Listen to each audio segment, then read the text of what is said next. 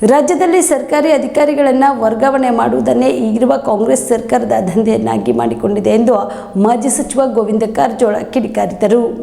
ಹುಬ್ಬಳ್ಳಿಯ ದೇಶಪಾಂಡೆ ನಗರದಲ್ಲಿ ಮಾಧ್ಯಮಕ್ಕೆ ಪ್ರತಿಕ್ರಿಯೆ ನೀಡಿದ ಅವರು, ಕಾಂಗ್ರೆಸ್ ಸರ್ಕಾರ ಅಧಿಕಾರಕ್ಕೆ ಬಂದಾಗಿನಿಂದ ಅಧಿಕಾರಿಗಳನ್ನು ವರ್ಗಾವಣೆ ಮಾಡುವುದನ್ನೇ ದಂಧೆ ಮಾಡಿಕೊಂಡು ಶೋಷಣೆ ಮಾಡುವಂತಹ ಕೆಲಸಕ್ಕೆ ಕಾಂಗ್ರೆಸ್ ಸರ್ಕಾರ ಇಳಿದಿದೆ. ಹೀಗಾಗಿ ಸರ್ಕಾರಿ ಅಧಿಕಾರಿಗಳು ಆತ್ಮಹತ್ಯೆ ಮಾಡಿಕೊಳ್ಳುವ ಪರಿಸ್ಥಿತಿಯನ್ನು ಈ ಸರ್ಕಾರ ತಂದಿದೆ. 75 ವರ್ಷದ ಇತಿಹಾಸದಲ್ಲಿ ಇಂತಹ ದರಿದ್ರ ಸರ್ಕಾರವನ್ನು ನಾವು ನೋಡಿಲ್ಲ. ಹೀಗಾಗಿ ಇಂತಹ ಭ್ರಷ್ಟ ಸರ್ಕಾರದ ವಿರುದ್ಧ ಬೇಸತ್ತ ಅಧಿಕಾರಿಗಳು ವಿಷ ಸೇವಿಸಿ ಆತ್ಮಹತ್ಯೆಗೆ ಮುಂದಾಗಿರುವುದು ದುರಂತ ಅಂತ ಕಾಂಗ್ರೆಸ್ ಸರ್ಕಾರದ ವಿರುದ್ಧ ಕಾರಜೋಳ ಕಿಡಿಕಾರಿದರು. ಈ ದೇಶದಲ್ಲಿ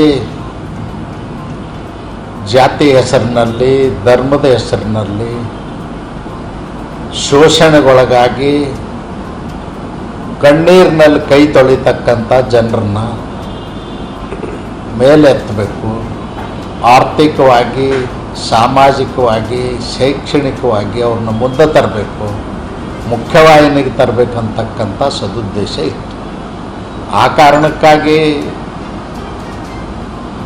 ಮೀಸಲಾತಿ ವ್ಯವಸ್ಥೆಯನ್ನು ಜಾರಿಗೆ ತಂದರು. ಸ್ವಾತಂತ್ರ್ಯ ಬಂದು 75 ವರ್ಷ ಆಯಿತು. ಸ್ವಾತಂತ್ರ್ಯ ಬಂದು 75 ವರ್ಷದ ನಂತರವೂ ಕೂಡ ನಾವಿನ್ನೂ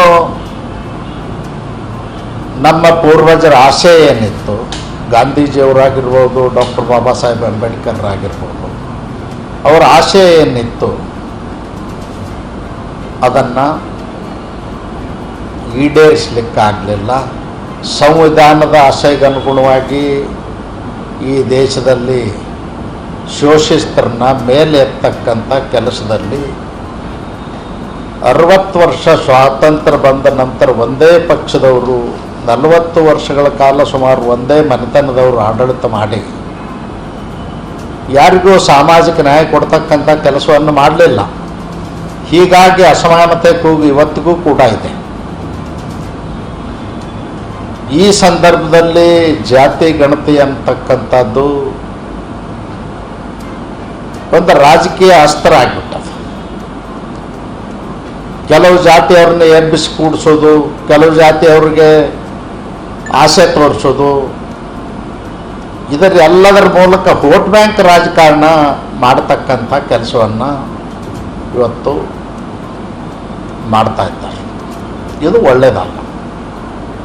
ಖಂಡಿತವಾಗಿಯೂ ಶೋಷಿತರನ್ನ ಮೇಲೆ ಎತ್ತಕ್ಕಂಥದ್ದಕ್ಕೆ ನಾವು ಸಂವಿಧಾನದ ಆಶಯಕ್ಕನುಗುಣವಾಗಿ ಪ್ರಾಮಾಣಿಕತೆಯಿಂದ, ಬದ್ಧತೆಯಿಂದ, ದಕ್ಷತೆಯಿಂದ ಅನುಷ್ಠಾನ ತಂದು ಎಲ್ಲರನ್ನೂ ಮುಖ್ಯವಾಹಿನಿಗೆ ತರಲಿಕ್ಕೆ ಪ್ರಯತ್ನ ಮಾಡಬೇಕೆ ಹೊರತು ಪಕ್ಷದ ರಾಜಕಾರಣ ತಲೆಯೊಳಗಿಟ್ಟುಕೊಂಡು ವೋಟ್ ಬ್ಯಾಂಕಿಗಾಗಿ, ತಮ್ಮ ಅಧಿಕಾರಕ್ಕಾಗಿ ಯಾರು ಮಾಡಿದ್ರೂ ಅದು ಒಳ್ಳೆಯದಲ್ಲ. ಅದನ್ನು ಮಾಡಬಾರ್ದು ಅಂಥೇಳಿ ನಾನು ಹೇಳಲಿಕ್ಕೆ ಬಯಸ್ತೀನಿ. ಪ್ರಾಮಾಣಿಕತೆಯಿಂದ ಯಾವ್ಯಾವ ಸಮಾಜಕ್ಕೆ ಅನ್ಯಾಯ ಆಗಿದೆ, ಯಾವ್ಯಾವ ಸಮಾಜಕ್ಕೆ ಮುಖ್ಯವಾಹಿನಿಗೆ ಬರಲಿಕ್ಕಾಗಿಲ್ಲ, ಯಾವ್ಯಾವ ಸಮಾಜಕ್ಕೆ ಸ್ವಾತಂತ್ರ್ಯ ಬಂದ ನಂತರ ಮೀಸಲಾತಿ ಸೌಲಭ್ಯಗಳು ಸಿಕ್ಕಿಲ್ಲ, ಅವ್ರಿಗೆಲ್ಲರಿಗೂ ಕೊಡ್ತಕ್ಕಂಥ ಕೆಲಸ ಪ್ರಾಮಾಣಿಕತೆಯಿಂದ ಆಡಳಿತ ಮಾಡ್ತಕ್ಕಂಥವ್ರು ಮಾಡಬೇಕು ಅಂತ ಅಷ್ಟೇ ಹೇಳಲಿಕ್ಕೆ ಬಯಸ್ತೀನಿ. ಈ ಸರ್ಕಾರ ಬಂದ ಕಡೆ ಎಲ್ಲೋ ಒಂದು ಕಡೆ ಅಲ್ಪಸಂಖ್ಯಾತರ ತುಷ್ಟೀಕರಣ ಜಾಸ್ತಿ ಆಗಿದೆ. ನಾನು ಹೇಳಿದೆನಲ್ಲ, ಎಲ್ಲನೂ ಮುಗಿಸ್ಬಿಟ್ಟಿನಿ. ಈಗ ನಾನೇನು ಹೇಳಿದೆ ಅದರೊಳಗೆ ಸಿದ್ದರಾಮಯ್ಯನವರ ತುಷ್ಟೀಕರಣ ಮನಸ್ಥಿತಿ ಇರಬಾರ್ದು. ನಾನೇನು ಹೇಳಿದೆ, ಪ್ರಾಮಾಣಿಕತೆಯಿಂದ ಮೇಲೆ ಎತ್ತತಕ್ಕಂಥ ಕಾರ್ಯಕ್ರಮವನ್ನು ರೂಪಿಸ್ಬೇಕು. ಸರ್ಕಾರ ಸರಿಯಾಗಿ ನಡೀತಿದೆ ಸರ್. 6 ತಿಂಗಳಾಯ್ತು ಹೊಸ ಸರ್ಕಾರ ಬಂದು. ಸರ್ಕಾರ ನಡೆದಿದೆ. ಹೇಗೆ ನಡೆದಿದೆ ಅಂದ್ರೆ ಭ್ರಷ್ಟಾಚಾರಕ್ಕಾಗಿ ಆಡಳಿತ ನಡೆದಿದೆ, ಬೇರೆ ಏನಿಲ್ಲ. ಹೇಗೆ ದುಡ್ಡು ವಸೂಲಿ ಮಾಡಬೇಕು, ಹೇಗೆ ಶೋಷಣೆ ಮಾಡಿ ದುಡ್ಡು ವಸೂಲು ಮಾಡಬೇಕು. ನಮ್ಮ ಸರ್ಕಾರ ಇದ್ದಂಥ ಕೆಲಸದ ಸಂದರ್ಭದಲ್ಲಿ ಅಭಿವೃದ್ಧಿ ಕೆಲಸ ಕಾರ್ಯಗಳನ್ನು ಮಂಜೂರು ಮಾಡಿ ಕೆಲಸ ಪ್ರಾರಂಭ ಮಾಡಿದ್ವಿ. ಅವ್ನು ನಿಲ್ಲಿಸಿ ಇವತ್ತು ಲಂಚ ಕೇಳ್ತಕ್ಕಂಥ ಕೆಲಸ ಮಾಡ್ತಾ ಇದ್ದಾರೆ. ಸರ್ಕಾರಿ ನೌಕರನ್ನ ಎಷ್ಟದು ಟ್ರಾನ್ಸ್ಫರ್ ಮಾಡೋದು, ಅದೇ ಒಂದು ಉದ್ಯೋಗ ಆಗಿಬಿಟ್ಟದ. 6 ತಿಂಗಳು ಸರ್ಕಾರಿ ನೌಕರರ ಶೋಷಣೆ. ಸರ್ಕಾರಿ ನೌಕರರು ಅವ್ರ ಮಕ್ಕಳು, ಹೆಂಡರು. ಈಗ ಮೇದಲ್ಲಿ ಸರ್ಕಾರ ಅಧಿಕಾರಕ್ಕೆ ಬಂತು. ಮೇದಲ್ಲಿ ಸರ್ಕಾರ ಅಧಿಕಾರಕ್ಕೆ ಬಂದರೆ ಅವ್ರ ಮಕ್ಕಳು ಅಡ್ಮಿಷನ್ ಮಾಡಿಸಿರ್ತಾರೆ, ಸ್ಕೂಲ್ ಕಾಲೇಜಿಗೆ ಹಚ್ಚಿರ್ತಾರೆ, ಮನೆ ಬಾಡಿಗೆ ಹಿಡ್ದಿರ್ತಾರೆ, ಅಡ್ವಾನ್ಸ್ ಕೊಟ್ಟಿರ್ತಾರೆ. 108 ಸಂಸಾರದ ಸಮಸ್ಯೆಗಳು ಅವ್ರು ಏನು ಮಾಡ್ಬೇಕು? ಆತ್ಮಹತ್ಯೆ ಮಾಡ್ಕೊಳ್ಬೇಕಾ? ಇವ್ರ ಆಡಳಿತಕ್ಕೆ ಸರ್ಕಾರಿ ನೌಕರರಿಗಂತೂ ದೊಡ್ಡ ಹೆರಾಸ್ಮೆಂಟ್ ಆಗಿದೆ. ಬಹುಶಃ 75 ವರ್ಷದ ಇತಿಹಾಸದಲ್ಲಿ ನನಗೂ ಒಂದು 40 ವರ್ಷದ ಅನುಭವ ಅದ. ಆದರೆ ಇಂಥ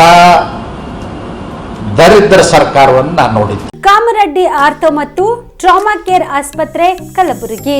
ಡಾಕ್ಟರ್ ಎಸ್.ಬಿ. ಕಾಮರೆಡ್ಡಿ ಹಾಗೂ ಡಾಕ್ಟರ್ ಪ್ರತಿಮಾ ಎಸ್. ಕಾಮರೆಡ್ಡಿ ಸಾರಥ್ಯದಲ್ಲಿ ಕಳೆದ 11 ವರ್ಷಗಳಿಂದ ಸಾವಿರಾರು ರೋಗಿಗಳಿಗೆ ದಿನದ 24 ಗಂಟೆ ತುರ್ತು ಸೇವೆ ನೀಡಿದ ಶ್ರೇಯಸ್ಸು.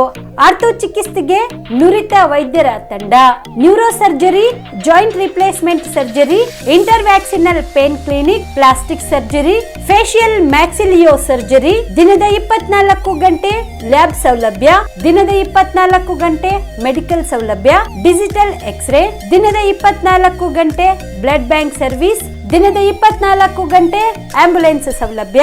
ಹೆಚ್ಚಿನ ಮಾಹಿತಿಗಾಗಿ ಸಂಪರ್ಕಿಸಿ ಸರ್ಕಾರಿ ಐಟಿಐ ಕಾಲೇಜು ಮುಂಭಾಗ, ಕಾಮರೆಡ್ಡಿ ಆರ್ಥೋ ಮತ್ತು ಟ್ರಾಮಾ ಕೇರ್ ಆಸ್ಪತ್ರೆ ಕಲಬುರಗಿ. Phone number 084722566163.